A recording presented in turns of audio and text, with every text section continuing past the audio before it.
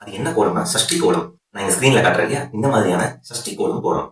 இந்த சஷ்டி கோலத்தை நீங்க உங்க வீட்டுல பூஜை ரூம்ல சாமி படத்துக்கு கீழே, முருகனுடைய படத்துக்கு வரைஞ்சிட்டு 6 விளக்குகள் நீங்க தயார் செய்யணும். அதாவது 6 அகல் விளக்கு, மண் விளக்கு, அகல் விளக்கு புதுசா வாங்கிட்டு 6 வகையான திரிகள் நீங்க இதுக்கு தயாரிக்கணும்.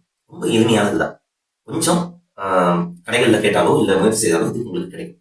என்னென்ன திரி அப்படின்னு பார்ப்போம். முதல்ல வெள்ளை பஞ்சுத்திரி, பஞ்சுத்திரின்னு சொல்லியிருக்கோம். அந்த வெள்ளை பஞ்சுத்திரியை வாங்கிக்கோங்க. அடுத்ததாக தாமரை தண்டு திரி, தாமரை தண்டுல திரி வைப்பாங்க, அந்த தாமரை தண்டு திரி வாங்கிக்கோங்க. மூணாவது மஞ்சள் திரி. இந்த மஞ்சள் திரின்றது வாழை நார்ல செஞ்ச திரியாகவும் கிடைக்கும். அப்படி உங்களுக்கு அது கிடைக்கலன்ற பட்சத்துல முன்னாள் என்ன பண்ணிக்கோங்க, பஞ்சுத்திரியில கொஞ்சம் மஞ்சள் தடவி காய வச்சிருங்க. சரிங்களா? இந்த மஞ்சள் திரி மூணாவது. 4வது திரி சிகப்பு திரி.